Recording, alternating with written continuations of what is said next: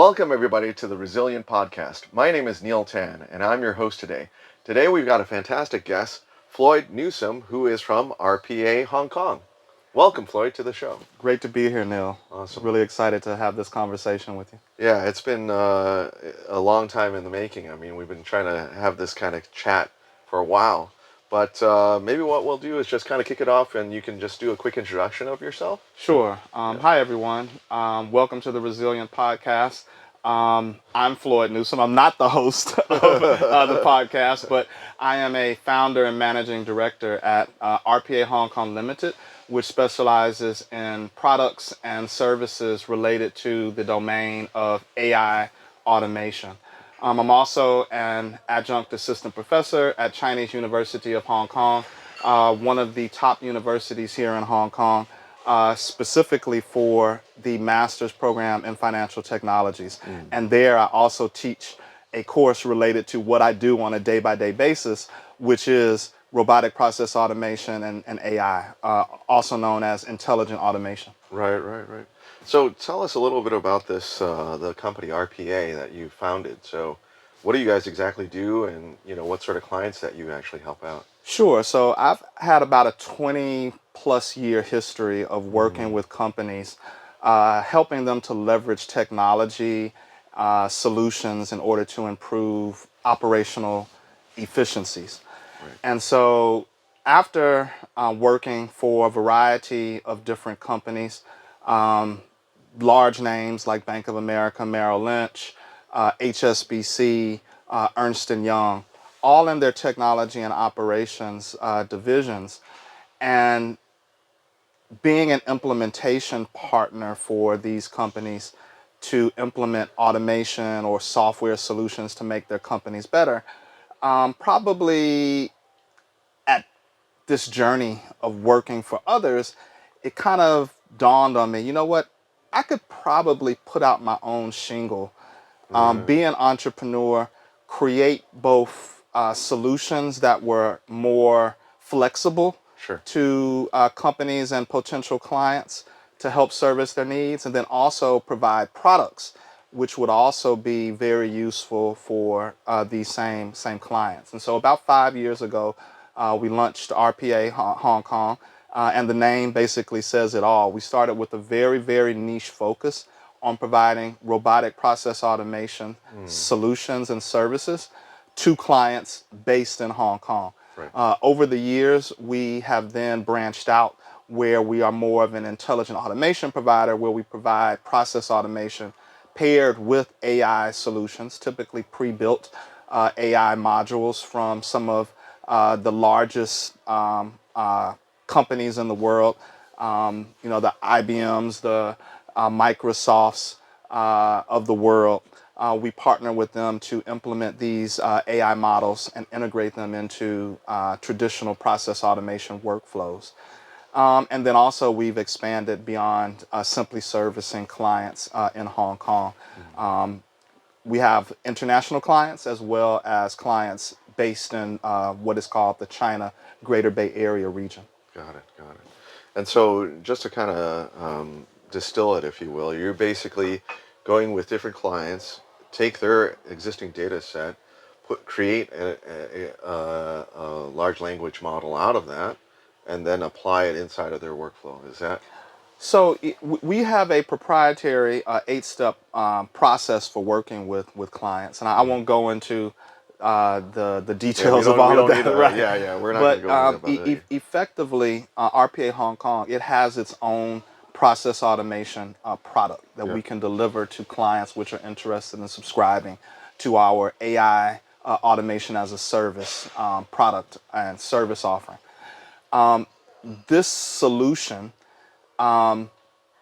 we pair it with easier to use AI models that typically come from some of our partners. Now, I do have a PhD on my payroll, and so she's a data scientist, computer scientist by traditional academic training, and so we can internally build out AI models. But in a lot of cases, clients are looking for very quick solutions. And so we'll work with the IBMs of the world, the Microsofts of the world, and we'll take and leverage some of their pre-built AI models to enhance our workflow. So as an example, imagine that you have a situation where there are people within the financial department.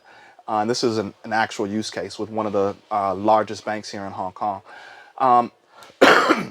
Excuse me.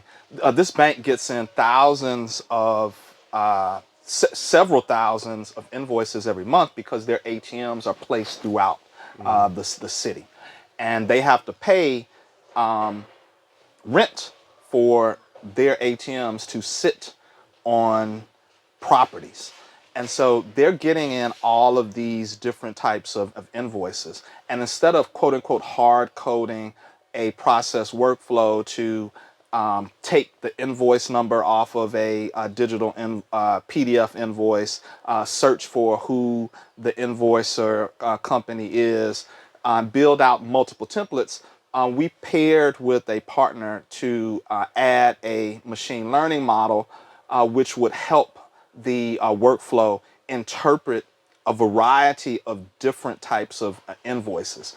The specific information could be located anywhere on the invoice, so you didn't have to build out just template by template different templates to read the invoices. It would, with a high confidence, be able to pull out all of the required information and put that into the downstream system. So we built the workflow. You take a digital invoice from email. Your software robot does that. It then uses optical character recognition, or OCR, to extract information from that invoice, paired with the machine learning algorithm to make sure that the information it's pulling out of those invoices is what is desired.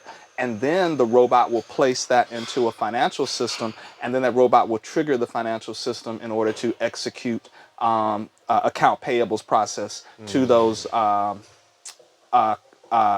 real estate folks that have to get paid for renting that property to the bank for allowing the bank to put their ATMs on their property.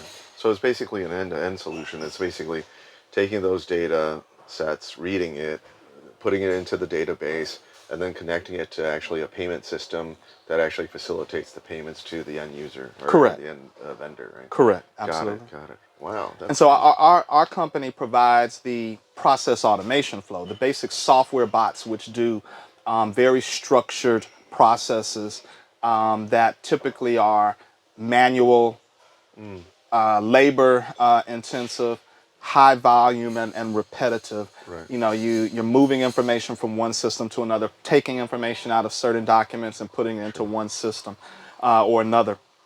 Our software solution facilitates that process automation, but then to make this process automation system even more flexible and responsive to clients' needs, we can pair it with additional quote unquote AI models that can enhance it, whether that be things like optical character recognition, anomaly detection, a variety of different types of AI solutions to help enhance basic process automation workflows. And that's all specifically inside of the context of structured data, or I mean, do you also work with unstructured as well? Absolutely. Okay. So, you know, structured is obviously the easiest, but, you know, imagine a situation where you've got pictures, you know, different types of unstructured data coming in, and you need to understand the context around this. So there are both, as I mentioned, models that have been prepared by our partners that we can integrate into our workflows, or they're, you know, the data science team on my team can actually help us prepare a custom-built machine learning models for our clients. As an example, we've recently expanded beyond just working with the large banks and large insurance companies in Hong Kong to also working with smaller hedge funds. And by smaller, I mean somewhere around 80 to 100 million assets under management. Okay. So they're small for hedge funds, but for my pockets, they're very big. Yeah, right. And so this type of client was looking for an ability to analyze structured and unstructured data to determine specific market signals. And this was a custom build for this client. They wanted to basically research, could they enhance their ability to derive alpha or generate returns for their specific clients by going out into a universe of different data and potential signals, again, both structured and unstructured data, and see could they pick out particular signals which would enhance their traders to generate additional alpha or yield. And so this is an ongoing process with them right now. So they basically hired our team not simply for the process automation work, because they have after trade processes that they need to automate, but they also have more of the front office and trader type of work that they hired us as kind of a outsourced data science team to support them on some of their experiments and hypothesis testing for their potential trading. So basically, you build it, they test it, and then they hire you, kind of. Well, they question us. Yeah. They vet us. Yeah. Then they hire us. So we've got a contract in place. Right. We build to their specific questions, leveraging our knowledge, expertise, and experience. And then they take what we've built based upon a hypothesis that comes from them, and they'll test it.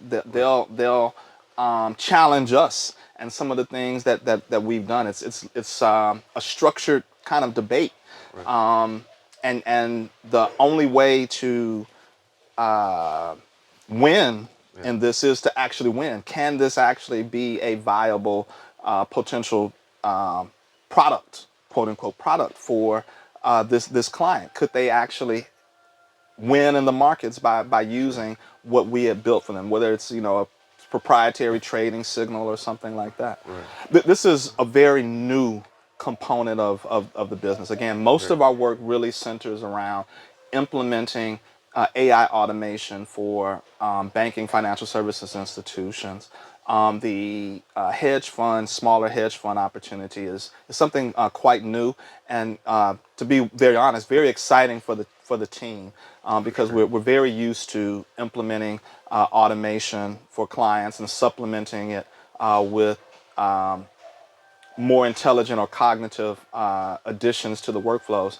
To have a client come out and say, oh, could you build us some type of custom model based upon this problem set, has proven to be a very unique challenge, and we're looking forward to expanding potentially in that area. Yeah, for sure. I mean, it sounds like excellent green field for you guys to kind of penetrate. I mean, maybe you'll even make an adjustment inside of the business model and get a cut of the alpha, right? I mean, Well,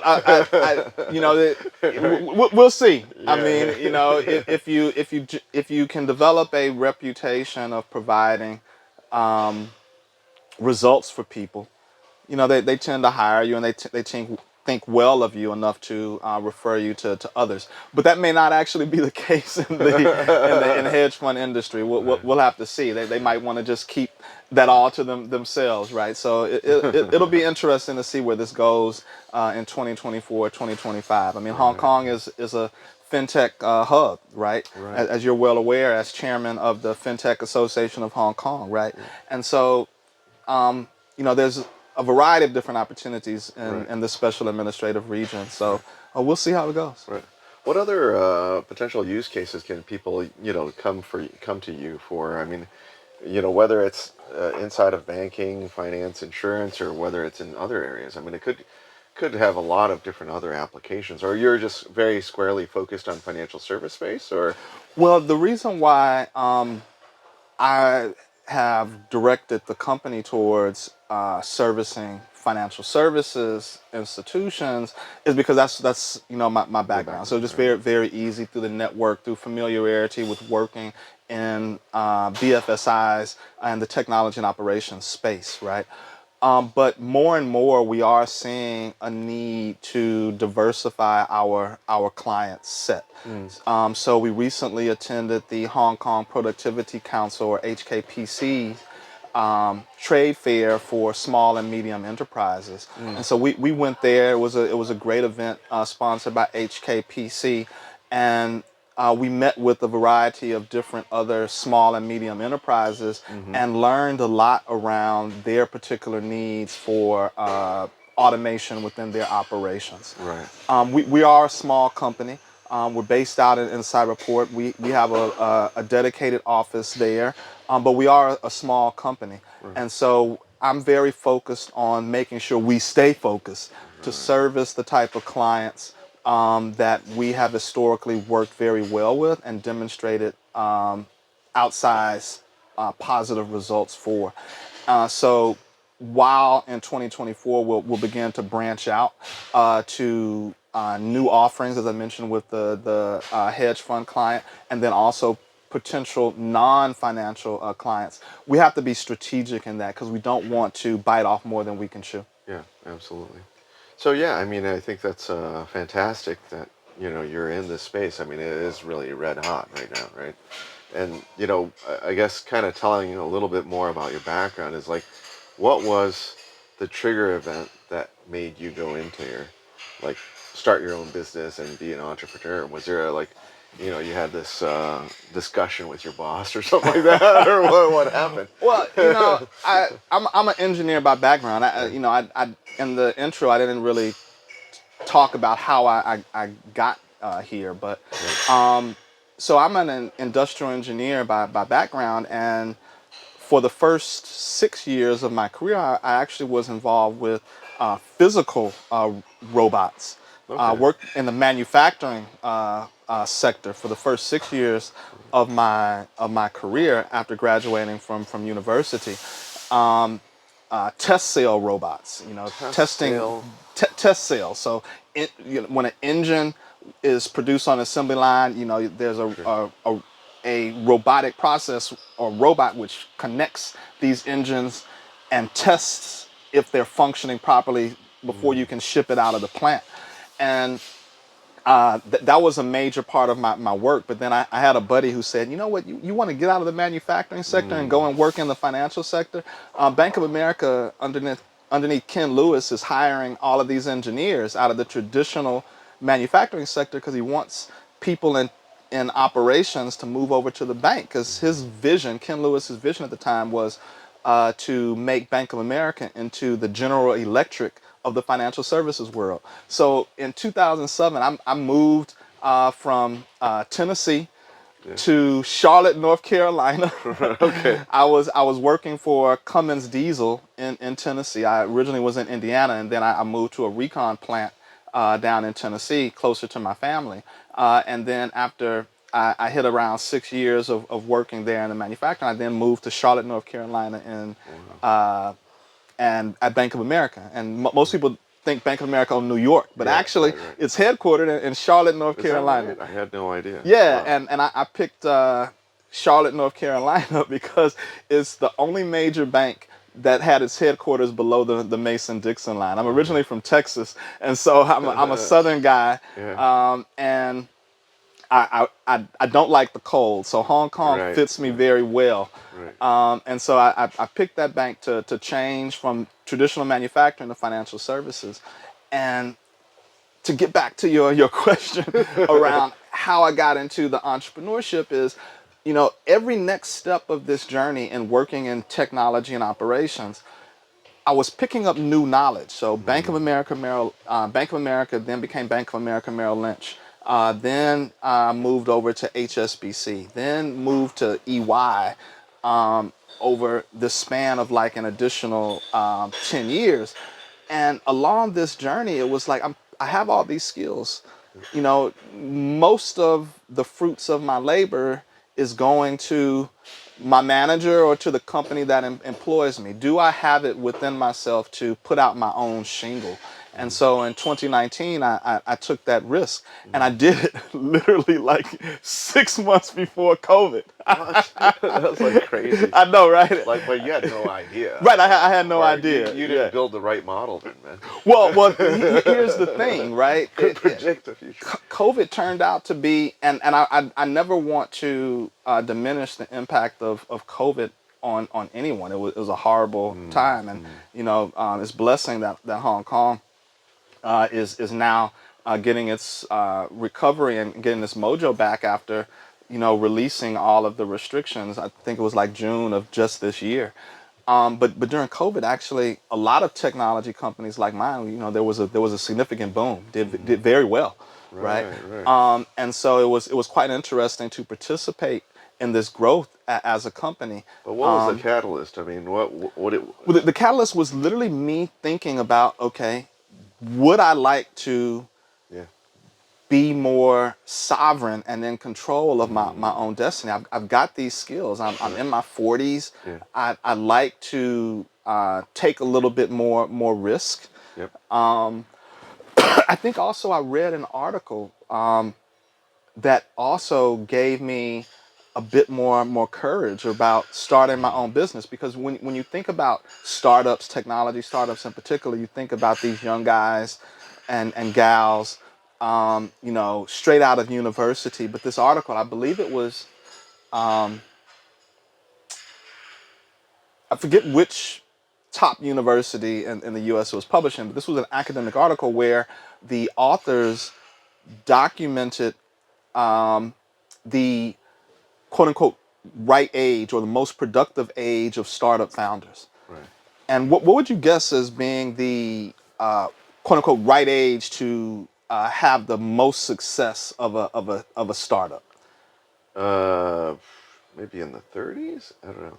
Right. A lot of people assume far younger. They Sure. assume like on the Like 20s, because they, 20s they, or they something like quote that. Less risk. Zuckerberg and all this kind of stuff. Or then, Right. or they if they Yeah.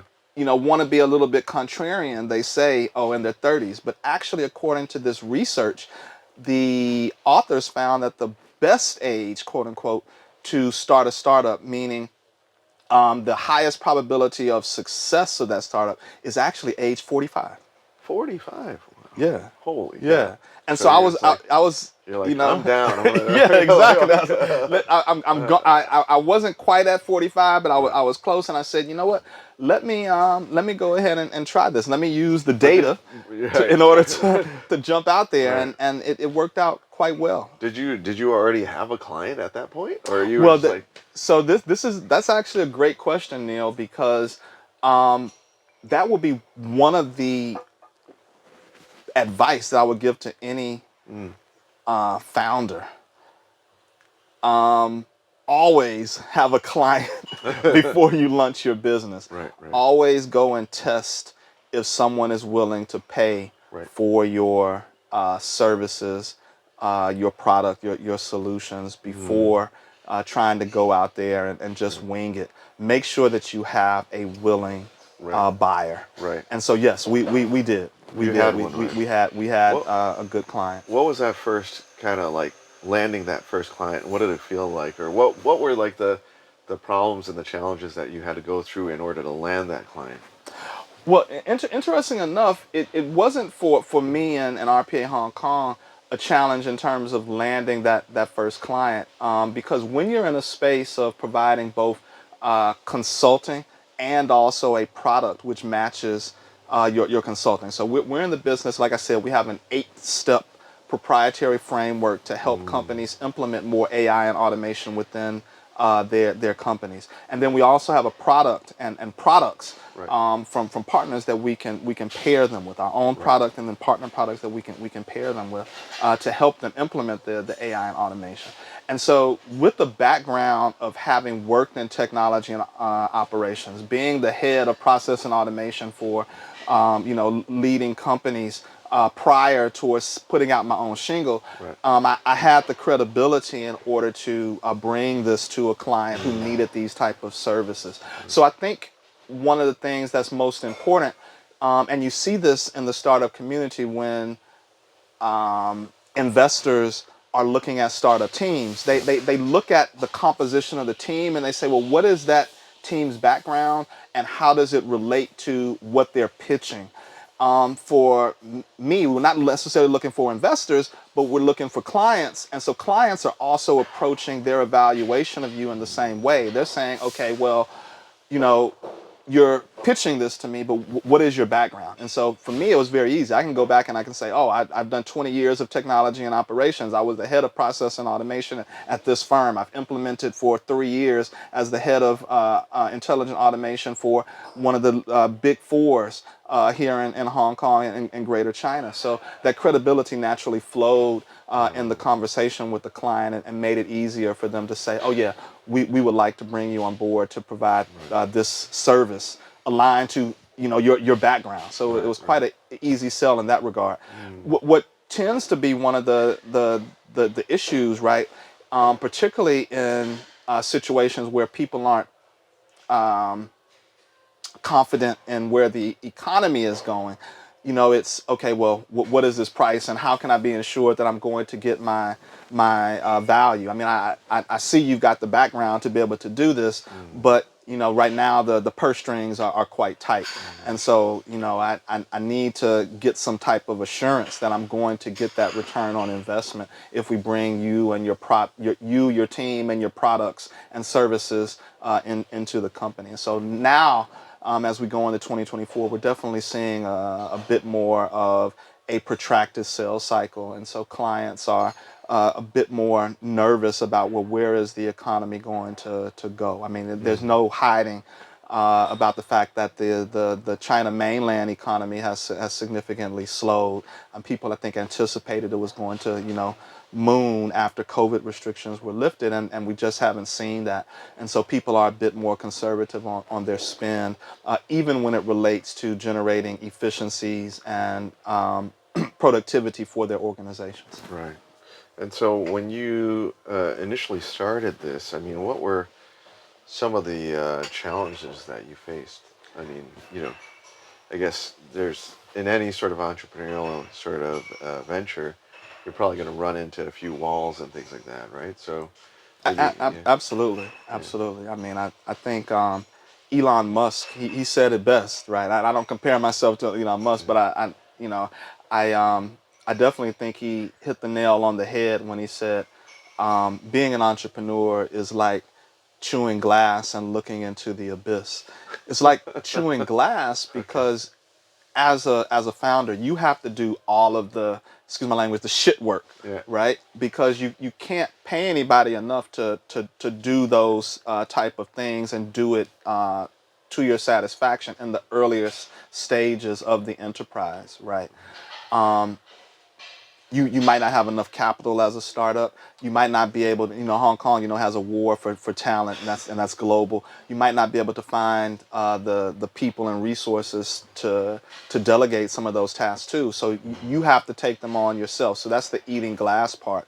And then to your earlier question around, looking into the abyss is part of your earlier question around clients, right?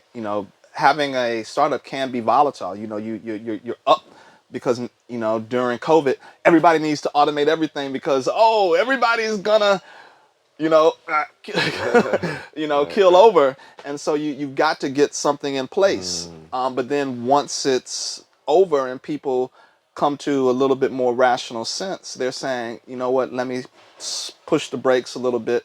Let me go slower in this. And as a business owner, you're saying, okay, well, I I ramped up my company to now 10 employees, and I lost an account. Oh man, we're now not in the black, we're in the red now, and mm, so that's looking out into the abyss. mm, Will we actually be able to survive the next year and the year after? So that's probably the biggest concern. And so I think if I'm talking to anyone keen on taking the entrepreneurial journey, Neil, the suggestion is aligned to your podcast, sure. resiliency, Yeah. right? Resilient. You have to have fortitude and the ability to withstand the volatility for the the longer time, because the fruits of your labor are definitely not something that is achieved, with overnight success. Despite all the media hype of, instant successes with startups and instant success with entrepreneurship, it definitely takes discipline and fortitude and resilience and a stick-it-to-itness, that if you're not prepared for, you won't make it to the other side. Right, right. Do you I don't know, actually, do you have a co-founder, or you're solo? No, I do have Okay. co-founders on my team. Right. They prefer to stay in the background. Okay. I'm the primary face Face. of the company. Yeah. And then what's most important is that I do have a very public team of individuals that when we work with clients, they can see them. And we're very proud of the fact that we're, like Hong Kong slogan of being Asia's world city, we're very diverse. I've Right. got a PhD who is from Nigeria. I've got local talent who speak, German, English, Mandarin, and Cantonese. We're very proud to be a signatory to the Hong Kong Equal Opportunity Commission's Charter for Inclusion. So about 50% of our technical staff, if we count the offshore developers, is actually women and female. Mm. So we take a deliberate approach towards building out our team that faces out to our clients, that has different perspectives due to the fact that the team comes from a different backgrounds, Sure. but still delivers with a common focus on quality, efficiency, and hitting the high mark when we work with clients. Right. What other use cases do you think are inside of like financial services as far as the things that you can offer? I mean, you talked a little bit about the core businesses, but then, if you kind of had a chance to, let's say, completely unchained to do whatever you wanted to do inside of financial services, leveraging the technology that you have or the capability set, what would you be doing? Oh, so I mean, it doesn't have to be even a question about what would we be doing. It's what we're doing now, Right. and what is actually strong in demand based upon what clients are asking for us. And Mm, then also, I think most people, at least in Hong Kong, know is really needed. And that is in the reg tech space, particularly around fraud detection, and eliminating some of this like spam type of stuff, and right. poor actors from impacting Mm, the financial institutions. So things like systems to help facilitate KYC or know your customer, things like systems to help identify anomalies in financial transactions, things to automation solutions to help do fraud detection. These are some of the areas that we're focusing in on, and what's great about it is that while every client's specific circumstance from institution to institution will be a little bit different, what we're doing is we're packaging our solutions as what we call pre-built bots. mm, So these pre-built bots, with minor modifications, can help our clients get up to speed on solving some of their problems, in really rapid fire clip, because one client's problem with client onboarding, another's client's problem with anomaly detection, financial transaction monitoring, fraud detection, they're going to be very similar. And so what we've done is we've built out the scaffolding or the frameworks for these type of automations, which can assist them, and you can port this from one client to another, and so it enables them to get a better bang for their buck. I'm former Big Four consultant, but you don't necessarily always hmm need to go out to a Big Four consultant to get the best results. You can come Sure. to a company like RPA Hong Kong, which consists of former Big Four consultants from all the way from the director level down to the consultant level, and you can get that same type of white glove service, high quality delivery at a much more client friendly price point. Right, right. Very cool. So, switching gears a little bit, obviously most recently inside of the news, we see all the fiasco, if you want to call it, OpenAI. Yeah. What's your view on that whole situation? I mean, you know, Well, I mean, the reality is we don't really know too much. It's a lot of speculation, and so I tend to be a very data-driven person, right? We know the facts. Sam was removed from his position as CEO, and then he was brought back. The rumor and speculation is that there was moves towards AGI, but people have been talking about that for ages. That we're on the cusp of generating artificial general intelligence, or AGI, and I have read the brief about Q-Star, but I haven't gone into the details of it, and so I'd say that right at this point, Q-Star is yeah, the basically, algorithm, right, or that they're saying was on the cusp of AGI. creating a new Yeah, entity, or AGI. yeah. I think it's kind of speculation at this point. Everything that we're working with clients on is nowhere near AGI. And so, maybe some companies in their labs are getting closer, but that's not the type of work that we do. We do a lot of more practical oriented work. We specialize implementations of artificial intelligence to make process automations much more reliable, cognitive, and effective for our client needs. And so we're not seeing anything related to AGI in our implementations, but we are seeing an ability to use large language models to make our own developers more productive. We're able to, use these tools to be more productive in our work and help our clients be more productive, but nowhere near AGI. I think it's great for you know uh, happy hour drink kind of conversations, but I mean we'll have to see. You think we're super close to AGI level, or I mean, I, what's your view? Or I'm not in the top secret labs, and I would really I think it makes great for headlines. yeah, Um,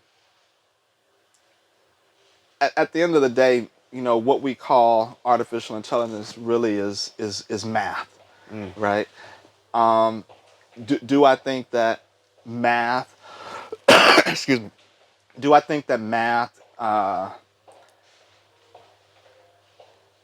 can and can Trump, emulate human yeah, consciousness, or Trump human intelligence? Trump human Right. intelligence? Again, I'm not in those top secret labs, but I don't think that we're at that point just yet. Right, right. We'll see. We'll see. I Are mean, you these technologies right, grow exponentially, right? so we'll see. But I wouldn't bet. I wouldn't bet much on it at this stage. What I mean, do you think that's positive? I mean, AGI, or do you think it's negative? Oh, I mean, I think for people to argue against technology is like to argue against fire, to argue against the invention of the Mm, wheel, right. right? Yeah. I mean, all technologies are like double-edged swords, Yeah. right? You can use fire to cook food, and you can use fire to commit arson. You can use the wheel on a car in order to take you from A to B to pick up your son, your daughter, and bring them home to the family. Or you can use your car to drink and drive and injure people. So there's technology is both a double-edged sword, Hmm. and I think that the responsibility is for humans to think about how we're going to leverage technology to serve human needs, as opposed to thinking as technology and this abstract thing independent of humans, and Mm, it's good or it's bad intrinsically. No, the technology derives its goodness or its badness from how we as humans leverage the technology. And that's why at RPA Hong Kong Limited, we tend to lead with this idea of people first technology. And that implies that humans are always at the center and at the focus of any type of technology implementation. How does this technology service human needs? Not, you know, humans serving the needs of technology. Right. Well, Right. yeah, I think that kind of goes into the next question is like, how do we, um, what sort of regulatory framework or what sort of ethics are inside of this whole space in the development of this whole AI space, right? So, maybe you can share your thoughts on that. Yeah, obviously, if you're leading with a people for, first, then technology perspective, you have to think about AI ethics, technology ethics. And what's interesting, because we're sitting here in Hong Kong, and Hong Kong is actually leading in that space. In fact, a couple of years ago, the Department of the Privacy Commissioner launched a framework for AI ethics and responsibility. They developed a three-part scaffolding or framework, if you will, for how companies and businesses should think about AI, as well as how they should implement it. And I don't have it completely memorized, but I've got it here on my phone here. Their ethical AI framework and the use of artificial intelligence, it consisted of three key pillars. The first was on stewardship, data stewardship values. So, three key points on how data should be used for AI, for it to be ethically implemented. Then there were 7 ethical principles for AI they outlined in a guidance document. And then they also gave a practice guides which addressed 4 major business processes. And so, Hong Kong is certainly leading in terms of having businesses and responsible parties think through how we can implement ethical AI, and by the government actually, this governmental office implementing this guidelines and simplifying it into even just a few page document paired with a much longer document. They're they're being proactive to get the business community aware of the things that the business community and society in general need to be aware of in order to make sure that these new tools are being implemented with a people first perspective. Right.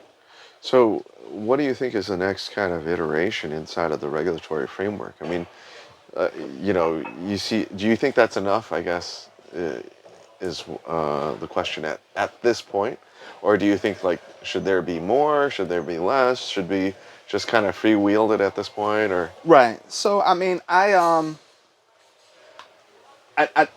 it's a difficult question to answer, because technology and innovation can be hampered with too much regulation. So I do think that these guidance documents being distributed and being made aware of the business, being made aware of by the business community are important and useful. I do think at some point, regulation around the use of AI in an ethical manner is going to need to come, right? Because I think it's very difficult to entrust that business and individuals will always do the right thing. So there needs to be both a carrot and a stick approach. And so in most of civilized societies, you do put in place laws, and then there's the rewards of society for obeying those rules that society has agreed in its social contract to adhere to. And then there's punishments when you go outside of those norms and practices. So I think with this new technology, the same way with the use of fire, the same way with the use of a car and your driver's license, there's rules and regulations. I think we're going to see ultimately the same thing for artificial intelligence. Right, right. And then, so where do you see this entire area going? I mean, inside of the context of fintech, how much adoption will there be, and what sort of use cases? Like, if you kind of look in a crystal ball, like 5-year trend, what do you see is going to be the future for the application of AI inside of the financial services space? Well, someone a bit more clever than me, Neil, once said, prediction is very hard, Yeah. especially when you're predicting the future. And so, you're not going to be able to get me to put on record, okay, well, in 5 years, this is where we're going to see. We're going to see a Terminator type of scenario. Yeah, We're going to right. see a Utopia, AGI type of scenario. Yeah. You won't get those type of predictions from me. But one thing I will put on the record is that you're going to see a lot more of AI and automation in the next 5 years, without a doubt. Right. Even with increased regulation, even with increased guidance, we're not going to see a slowdown of this trend. We're going to see it accelerate, and we're likely going to see it accelerate at a more exponential pace. Right. The way that the internet exploded, the way that the wheel exploded transportation, the way fire exploded, our ability to organize as civilizations. We're going to see the same thing with artificial intelligence because of its ability to help humans to be more human, right? You can, for all the students out there You can be cheating with more human with ChatGPT, the AI. right? It's almost Okay. counterintuitive, right? Right. If as a human, I need to communicate with you, and I can use ChatGPT to help me write what I'm trying to convey to you, right? It's a tool to help me engage with another human in a more effective manner. Now, obviously, I can use that to convey information, fake news and false things. But if what I want to do is I want to make my writing much more clear, concise, and impactful, I can use that. I can use my original words and then take suggestions from an engine which is studied. I think ChatGPT now goes up to, uh, uh, 2023, part of 2023. It's taking all of this information and helping, right? And so we're going to see the same thing as we get into the use of agents to go and help us be more productive and efficient when we want to do work and tasks, right? So all of this is the same as any other technology, but it's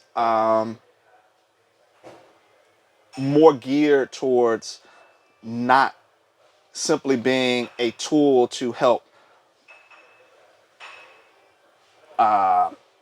me be more productive, like with a hammer. It's like the hammer itself can get more efficient, and the hammer also can teach me how to be more efficient in my task. So in other words, it's definitely not going to go away. And so your question around prediction, we're going to see a lot more about of this. Where are we going to see the impacts? Most likely in businesses, because to be quite honest, business is where the dollars are, and businesses are always looking to create greater efficiencies, right? That's why I built a career working in technology and operations. They're looking for Right. efficiency and productivity out of their workforces. And so, um, you know, the trickle down effect for us as people is going to also be there. But most importantly, and most impactful is probably going to come from businesses using it within their enterprises to cut down on labor, to improve quality, to reduce costs. Right. Do you think that, I guess inside of the context of AI, does Hong Kong have an advantage disadvantage, or is there some kind of flavor of AI that will come out of Hong Kong uniquely? Well, I mean, Hong Kong is an international financial center, right? And so in the intelligent automation space, what we found is that the most mature implementations of intelligent automation, meaning process automation plus AI, right, have been in the financial sector. So Hong Kong's unique advantage and that flavor of using AI will likely be in the financial sector space.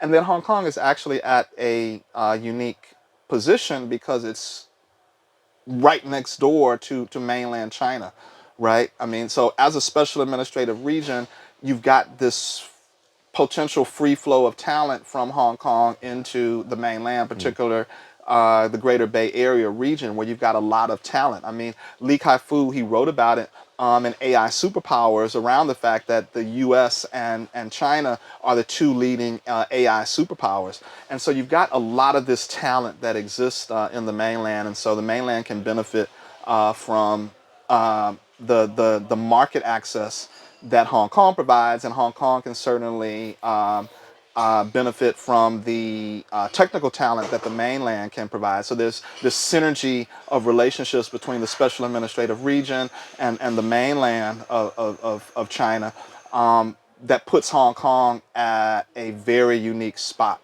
It truly is the hub into China, and then I think mainland China views Hong Kong as a gateway increasingly to the outside international world. Sure. Awesome. Hey, I don't know how people will get in touch with you. What's the best way? You can find me on LinkedIn. You look up Floyd E. Newsum the third. The third? Yeah, I'm the third, right? Oh, So yeah, Floyd okay. E. Newsum. That's Newsum. You can find me on LinkedIn. Yeah. That's probably the easiest way. I like to connect people through LinkedIn as a social media channel. Okay. Awesome.